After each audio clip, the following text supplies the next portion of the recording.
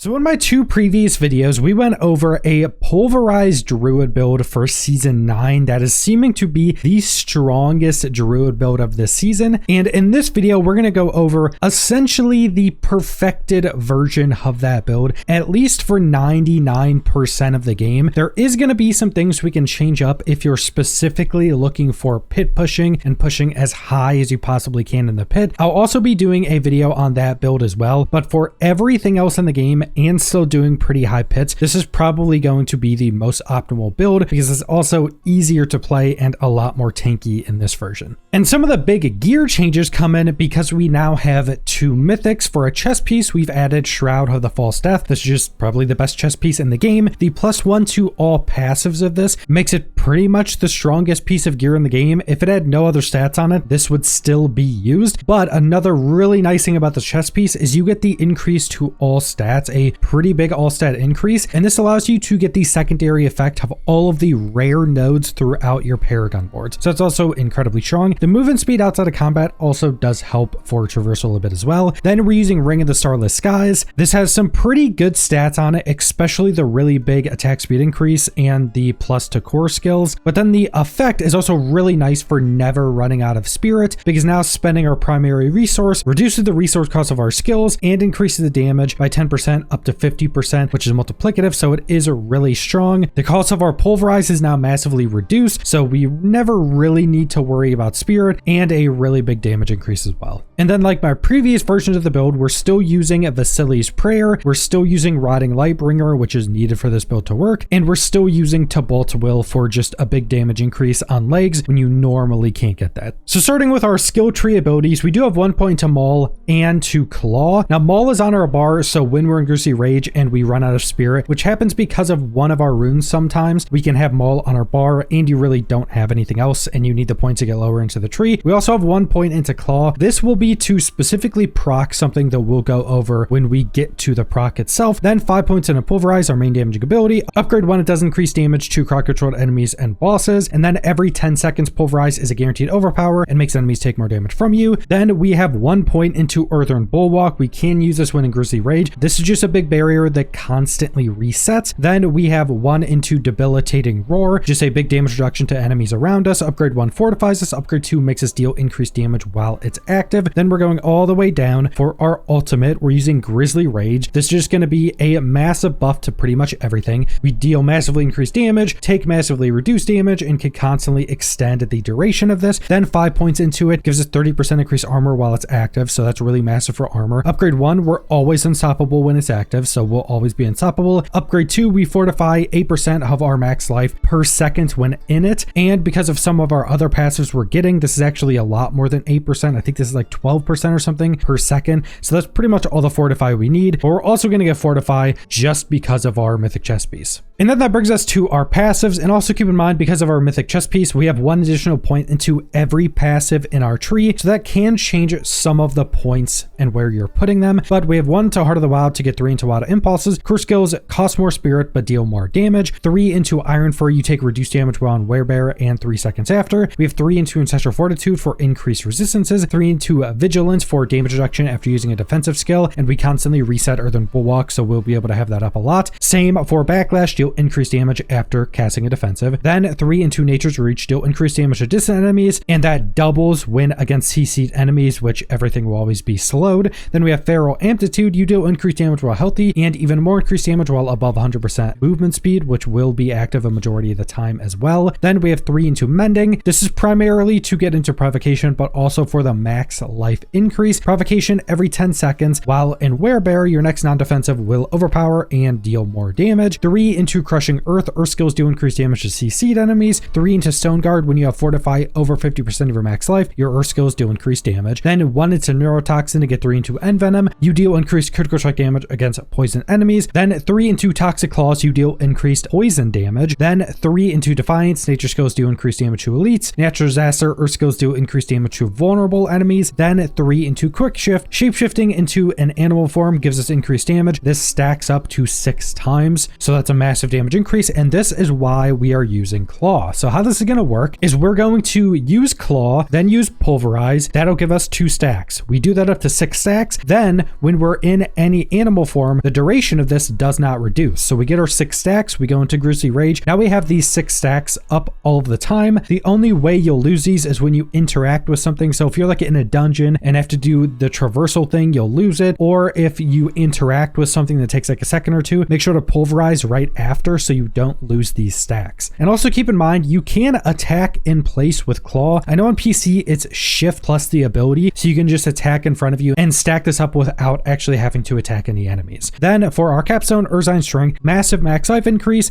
a big damage increase, and a big overpower damage increase when we're in Werebear, which will be all the time. That brings us to our Paragon board. Like always, there'll be a build planner in the description if you want to follow point by point. Keep in mind, you're going to want to switch up your points to get some of your defensives or some of the other things you may be looking for specifically. But for our glyph on our first board, we're using Tracker. Poison damaging effects that last 40% longer. This also gives us increased poison damage, and the legendary is just increased damage. This would be something we may change out when going into the pit push build specifically, but I think for general play, this is actually really good because for general play, especially if you're not in like higher runs of the pit, you can actually allow some of your poison to just kill enemies as you run by them, which is pretty nice, and that helps with that. The first board we're taking is Survival Instinct. Wow, and Werebear, you deal increased damage. That's increased when you're max life, then gives you increased overpower damage based upon the differences between health of you and the enemy. So they get lower health, you stay higher health, you continue to deal more overpower damage. The glyph we're taking is Earth and Sky, a bonus to magic nodes within range. And then the secondary is Nature Skills, deal increased damage to crowd-controlled or vulnerable enemies. The legendary is increased nature magic damage. This is really good here as well because you get a bunch of base max life increase and then some damage while in Werebear. Then you go to the right or to the left, doesn't really matter. First, we're getting Ancestral Guidance. After spending 75 spirit, you deal increased damage for 5 seconds. This will be procced a majority of the time. Also, make sure to be getting the points here for the magic and rare nodes where you get Spirit on Kill, Spirit on Kill, Spirit on Kill. It's 4 Spirit on Kill. This with one of our runes that drains all of our spirit will just allow us when mobbing to have all of our spirit whenever we want it. The glyph we're taking is Spirit, so we get critical strike damage. Then the secondary, critical strikes increase the damage an enemy takes from you, and that stacks up for big damage increases. The legendary is increased critical strike damage. Then we go all the way over to the left. We're taking Heightened Malice. While an enemy is poisoned near you, you deal increased damage. This stacks up for more damage. And then the glyph we're taking is Bane. Poisoning effects have a chance to double the amount of damage they're going to be dealing. This gives us increased poison damage as well. Then the legendary is even more poison damage increase. Then we're going up for our final board, Earthland Devastation. Your Earth skills deal increased critical strike damage, increased by your damage versus crowd controlled up to 60%. We're only at 55, but you can pretty much get all of that 55% just with certain nodes, with the rare node here, the magic nodes here, going up here for the rare and some of the magic nodes, and that will just give you that 55%. You don't have to get any rolls on your gear, so that's just massive damage increase. The glyph we're taking is Headhunter. That just gives us a bonus to normal nodes within range, but we're taking it for the increased damage to elite, and then the legendary is just another damage. And then the legendary is just another damage increase.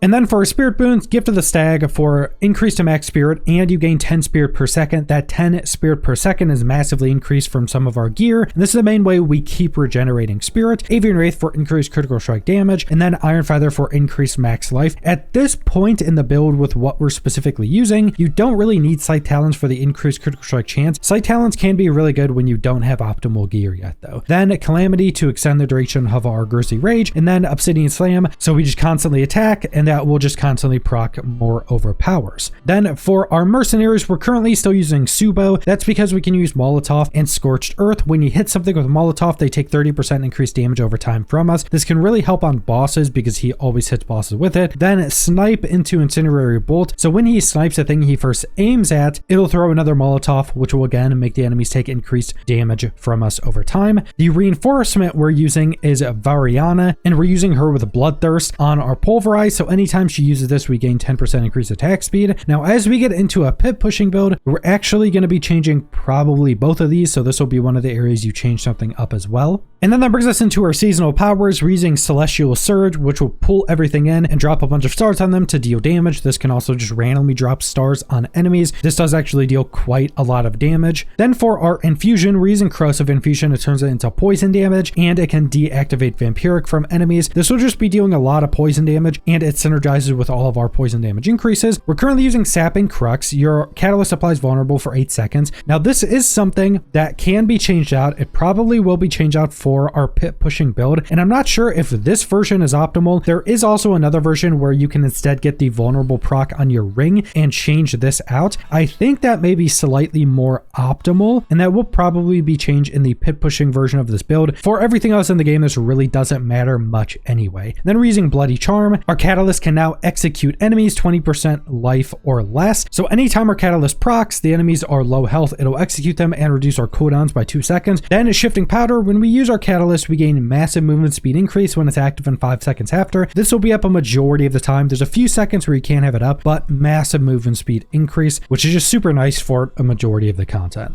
But that brings us into our gear, and let's start off with our gems. We're using willpower and our armor. In one of our armor pieces, we're using a rune set. Now there are a lot of rune sets you can use. These are just what I'm using, and I think these are probably optimal. Now the first one is a lucky hit, up to 100% chance against non-healthy enemies to just give you offering. And then casting a skill other than a basic or defensive consumes all of your primary resource and increases your damage by up to 100% for a second. That can also be overflowed, so really big pulverizes during that time. And this will be procced off your pulverize, so just your next pulverize or a couple will give it massively increased damage, but this drains all of your spirit, so you will be low. You generally can just keep spamming your pulverize even when it drains all of your spirit, but if you're not using this combination, you have 0 spirit issues. You literally can't run out even spamming pulverize. The other set is cast a non-channel core skill, and this gives us critical strike chance increase up to 25%, so that will just be up all of the time. And in this version of the build, we're not capped on crit, so this will essentially cap us or get us close, and it's very easy because you get a stack every pulverize, so that'll just be up all of the time. Then for our jewels, we're currently using the gain increase to a primary core stat, max life, and you're unhindered. The elites it summons aren't really that important at all. Then you deal increased elemental damage but take a little bit more. Then your catalytic skill deals 33% weapon damage of your infusion's element over 3 seconds, which is poisoning, and a lucky hit healing damage of your infusion's element, which is poison, has up to a 33% chance to trigger its secondary effect, which is just more damage. Now I know some people are using the Tyrant's Bane, so after you deal damage over time to an enemy, they take increased damage over time from you forever, and they change that out with the one that gives you increased primary core stat and max life. Now this might be better for high tier Now this might actually be better for high pit pushing runs, so this may be changed out in our final version of the build for pushing the pit. Now we went over our uniques, but we still have to go over the special Hoverating Lightbringer, which is very important to how the build works. So if no puddle is around you, Pulverize forms a puddle on the ground that guarantees its own overpowers and deals increased damage based upon its normal damage as poisoning in the puddle over 7 seconds. Then Pulverizing again causes all of the close puddles to you to splash a bunch of their total damage in an area around them. Now what's interesting with this is the original puddle you create does not guarantee the overpower. It's all of the splashes of the puddles that do guarantee overpower. And one puddle splashes I think like 6+ times, so there are a bunch of overpowers going out, and you can get multiple puddles next to you, so potentially dozens of overpowers per pulverize. But then we have our offensive aspects on our necklace. While Grizzly Rage is active, your direct damage is converted into poison damage, and you deal massively increased poison damage. You passively spread rabies, which can deal some decent damage as well. Then for our other two offensive aspects, we have the duration of Grizzly Rage is increased by up to 10 seconds, and while in Grizzly Rage your crits increase your critical strike damage, stacking up to 100%, which is really good. Then finally, Pulverize creates a shockwave that travels forward, dealing massively increased damage in enemies in its path. Normally, the Pulverize is an area in front of you. With this, it creates a massive shockwave in front of you, so you can hit a lot of things, and that deals increased damage, so you can deal a lot of AoE damage as well. So for our final legendary aspect on our boots, Pulverize is now an Earth skill, which is very big for scaling. After it overpowers, your Earth skill's cooldowns are reduced by up to 1.5 seconds. This is primarily right now for our Earthen Bulwark, so we can just constantly reuse it.